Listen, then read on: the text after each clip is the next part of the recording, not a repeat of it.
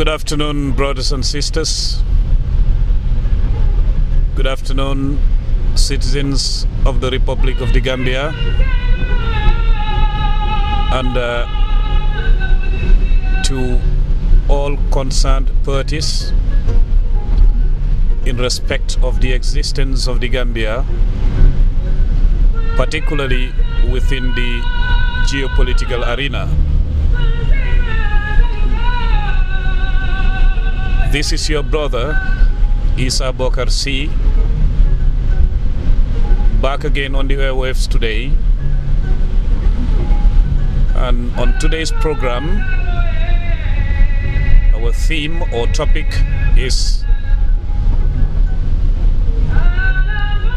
based on issues and matters we started diagnosing, analyzing and discussing here, and then it is a topic stemming from diplomacy, and the subject matter is the Gambia government in a very reckless way, in a very erratic way, is misinterpreting or deliberately misusing diplomacy before countries, or to be more precise, before those nations in the Western Hemisphere, be they part of the North Atlantic Treaty Organization, be they part of the European Union, be they part of those countries that are within North America. I think there is so much left to be desired as far as the presence of the whims and caprices of the Gambian head of state in the fine traditions of diplomacy are concerned. Indeed, within an environment also where reciprocity, interest and protocol do take precedence. Therefore, we are back to underpin the importance of maintaining cordial relations with any country, and also the importance of using the power of the positive mind instead of dwelling in negativity, because hate can never uproot hate. It is only love that can drive away hate. The power of the positive mind does not only benefit the small nation, it also presents the image of the small nation on the political arena as a small part of the world where values are processed and exported. Therefore, it is a good thing that people are able to observe and then derive facts from what currently or the prevailing circumstances between Washington and Banjul as we speak. The modus operandi of the government in Washington, whilst facing other governments abroad, including that of the Gambia, has been identified and known to be one of the most welcoming during the past few years one can say. There is a reason why the incumbent president in the White House, who is brother Barack Hussein Obama, received the Nobel Peace Prize. It is not only meant to compensate his character and characteristics as far as his participation toward building cordial relations with people and nations and societies is concerned, but it is also meant to facilitate a process, and that process is to maintain peace and tranquility within the world. And there is no way that anybody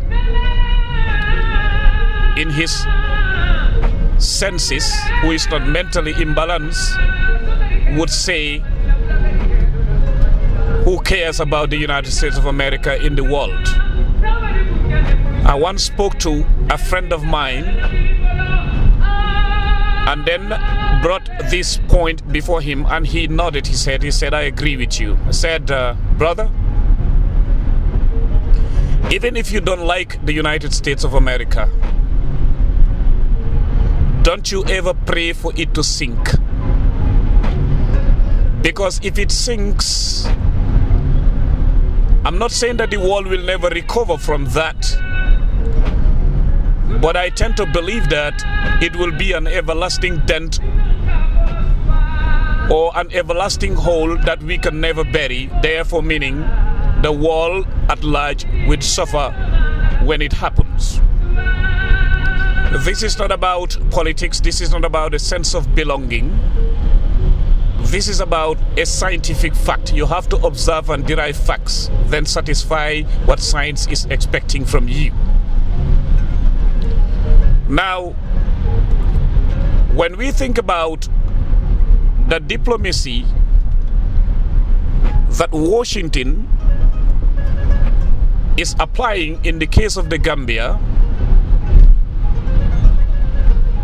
what the Gambia government fails to realize is that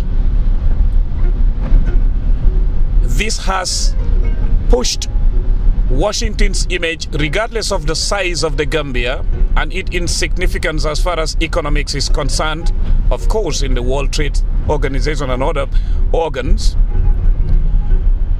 I mean, it could be presented as a case study to show how tolerant a big power can be. Because historically, if anybody presents the case of all the places that have been bombarded to promote democracy or whatever you call it, and you compare it to the Gambia's case and see how disrespectful, how sulky and undiplomatic the Gambian leadership or the head of state in particular, being YAHYA JAMMEH, has been towards Washington, and this big power is still maintaining decency and niceties of diplomacy to contain the Gambia's case, that is a justification to show to the world that there is nothing like intolerance, because everybody knows that I'm not talking about a state, but I'm talking about the reserve forces in any state can uproot the JAMMEH government within 5 minutes. There is no doubt about that from America. But the case of the Gambia is one example that I've been observing with some of my colleagues, and I think this could be even used in universities to design a lecture program as far as the, existence within the geopolitical arena is concerned, and also where a big power has chosen to put might at the rear and then put right in front. The Gambia's case is one of the best examples one can present as far as America is concerned. Now, it is like a sea of niceties where we have an erratic character wallowing in lost illusions, using roses with thorns, presenting them to people who have brought forward bowls of milk that they want to share with you in peace and work in harmony. It is also like this particular character is a piece of charcoal in that bowl of milk or in those bowls of milk, who is nobody else other than YAHYA JAMMEH, the usual suspect. Now, we came out some days back, explained how the Gambia is a no-go area for US citizens. Well, as the saying goes, truth is never tried by authority, it is always tried by time. Some of it comes out to be presented before the eyes of society as a fact soon after analyses are made or predictions are made. In this case,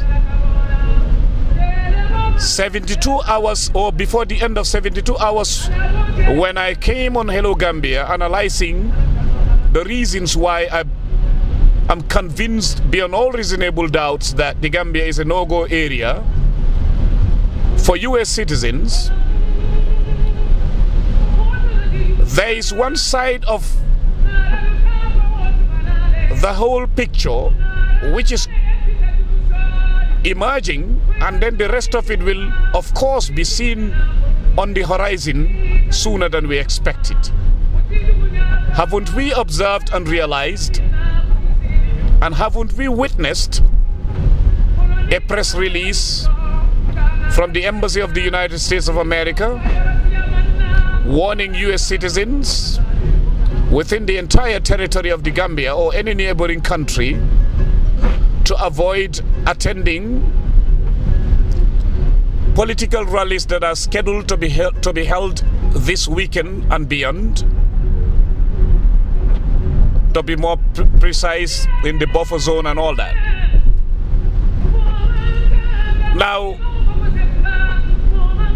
we are here to express more concerns, but at the same time or simultaneously,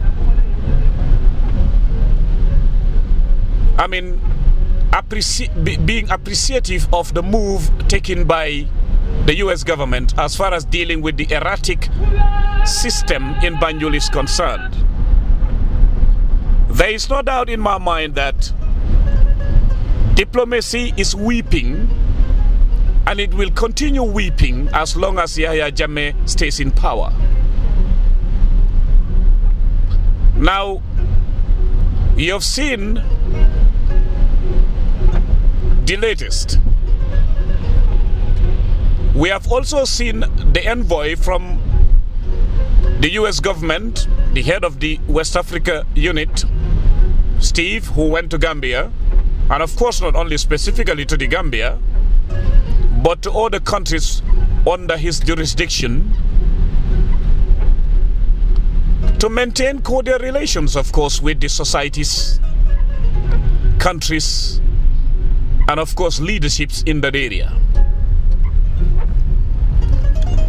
What pleases me about the presentation I read, or the answers that I read as far as press conferences are concerned, is that the interest of the people of the Gambia is at the forefront. The initiative of motivating, helping breed and shape the future leaders of Africa is one of the best things one can do, because instead of giving Africa handouts, the administration in Washington is showing Africa thumbs up. That gives more value to the old Chinese proverb which said, instead of showing or giving your neighbor or your friend fish every day to eat, show him how to use a fishing net and show him how to fish. I believe the future of Africa lies in the hands of the present generation and the future generation. The present generation are those targeted in the program. Of course, the age limit for those to be groomed is 35. This in itself, if you think about the time JAMMEH himself started heading the country, he instead at that time should have been in a program to be educated, groomed, and made to understand how to lead a country. A bright example of taking over the reign of power without being seasoned enough or matured enough or educated enough is seen today in North Korea. We have seen the young man who was of course educated in the West but inherited something that is designed to maintain a cliché in power, and this, the architect of which is his father and his grandfather. If only power is what the person is after, that particular power will corrupt absolutely. Therefore, we have seen an uncle of the leader of that particular country was put to death, and anything one can think about as a bad adjective was attached to his being. We have seen examples in that country. Now, we also remember when one of Africa's dictators traveled to North Korea in the name of Mobutu Sese Seko, saying that he wanted to bring a replica of the leadership in the Democratic Republic of Congo, at the time called Congo Brazzaville. Oh, sorry, Congo Kinshasa, I'm sorry. Now,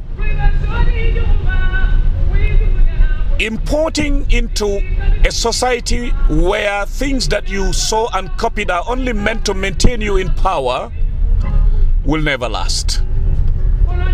However long it takes, people's power can never be replaced by the person's power. Because in all honesty, the person is not powerful. No, the person is not powerful. Because even if one single person becomes a dictator,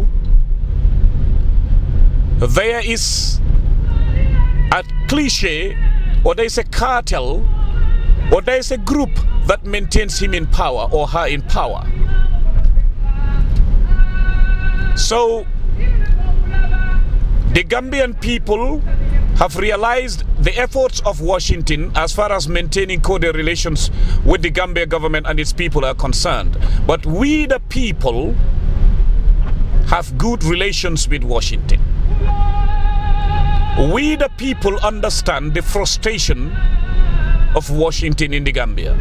We also understand and can very easily detect where in most cases Washington is using the niceties of diplomacy, but reality is not showing that there are cordial relations between the two capitals. Absolutely not. Therefore, that is the very reason why the Gambian society, civil society organizations and political parties would once again reiterate and underpin the importance of the involvement of institutions like the National Democratic Institute and others in the big capital of Washington, and of course extend this invitation to those countries in the Western Hemisphere like that particular country which colonized Gambia, like the United Kingdom, France, of course, Belgium and other places, to understand that wherever a dictatorship is pushing it close into the flesh of a nation, it becomes a collective responsibility of the world community of nations, of the United Nations, of partners in development, to look back and understand that states come and go, but people stay. Particularly states that claim to have been elected, when in actual fact, everybody knows that it is not what happens. Worst of all, we have an independent electoral commission which derives its powers from Decree 78, and Decree 78 stems from the former Armed Forces Provisional Ruling Council, which means we do not have elections in the Gambia. We have a symbolic image of democracy, and that's why 6 months or so back I traveled to Washington upon the invitation by one of Gambia's organizations known as Duga. During that speech, I remember what I said, that despots, particularly those in West Africa like YAHYA JAMMEH, use the institutions of democracy to hijack the true meaning of democracy itself within democracy. Because such dictators claim to have the judiciary, they claim to have the legislature, they do claim to have the executive, and they also do claim to be backed by the people, when we all know that elections in the Gambia is a fairy tale. Elections in the Gambia, it is like the inmates running the asylum. That is unthinkable. That indeed comes back to the term I used earlier on. Most of the time, we leave ourselves behind such erratic, unstable dictators to plunge us into a dark hole where we are not only lost, but we are lost in illusions. So, what is left for us to analyze again? We cannot forget the true meaning of diplomacy in this situation, because even if we in the Gambia want to misuse the true meaning of diplomacy, or misinterpret it, or deliberately misuse it, there are people in this world who are archiving the activities of the leadership of the Gambia government. Therefore,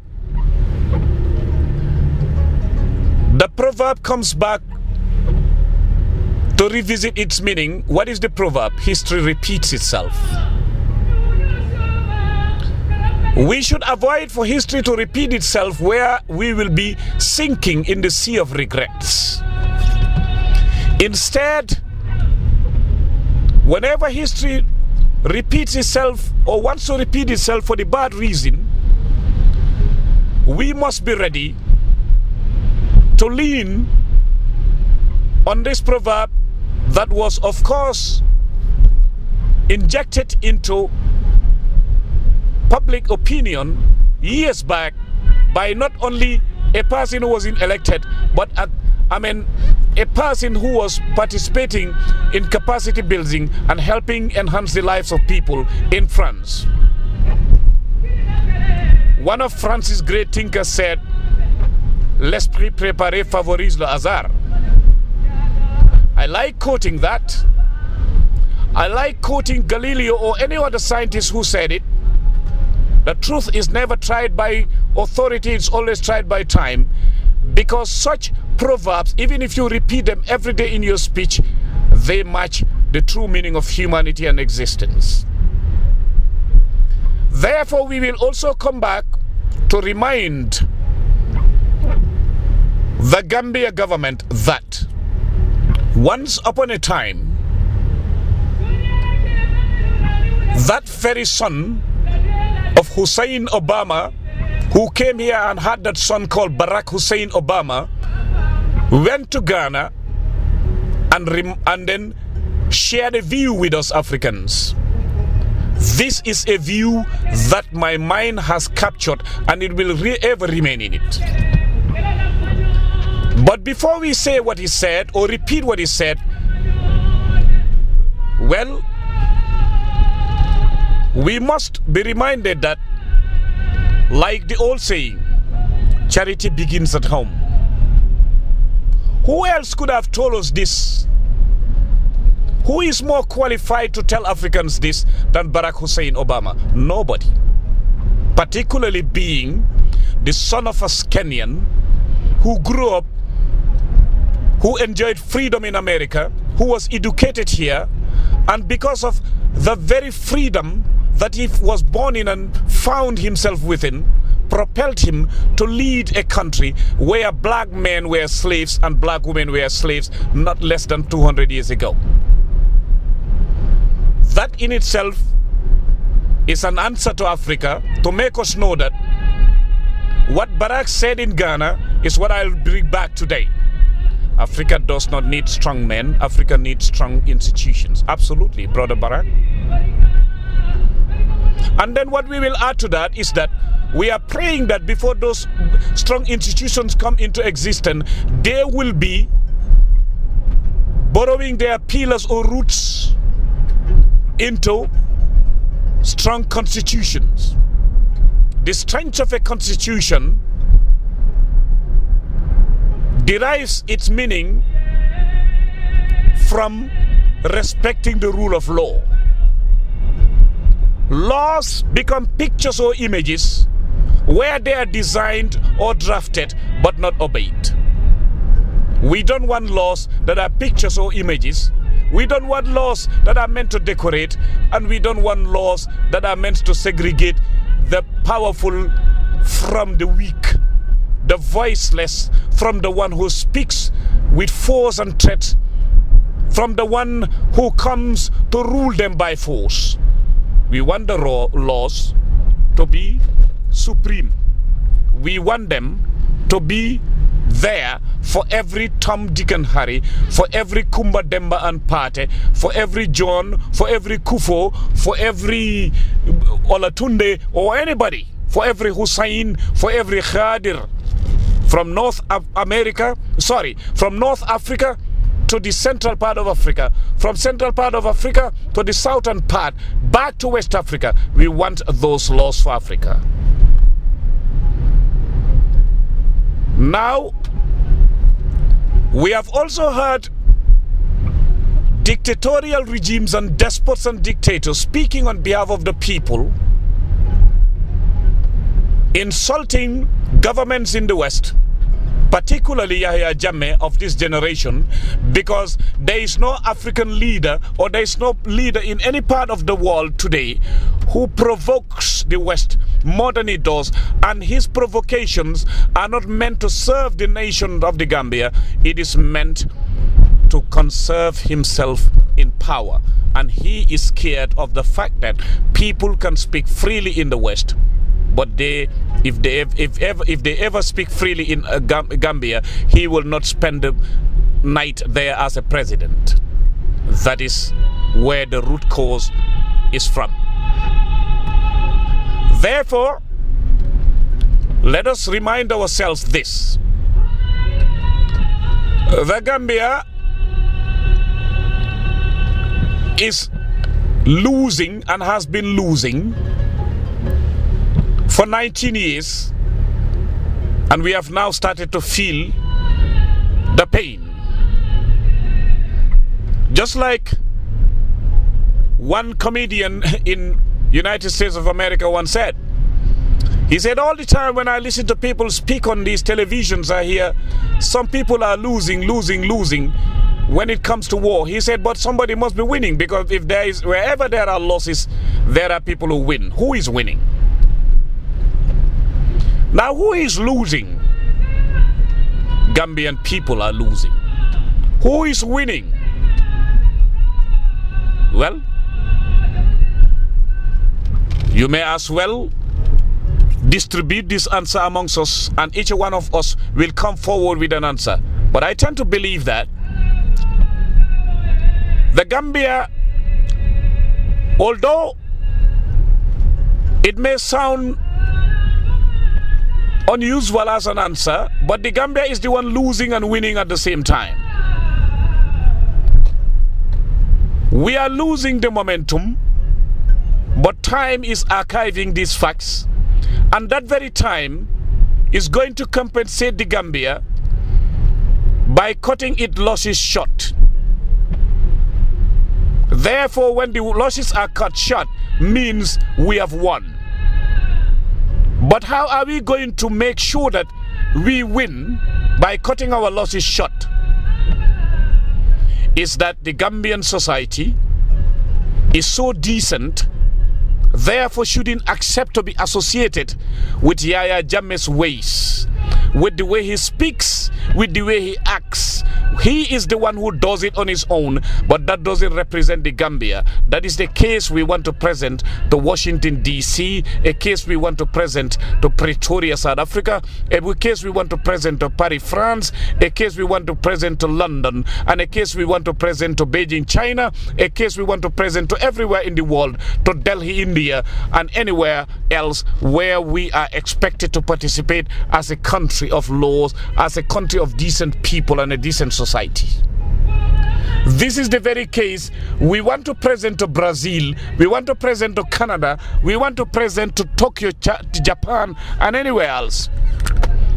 That case is Yahya Jammeh is not acting on our behalf, and he is not speaking on our behalf. Thank you very much, listeners. Thank you.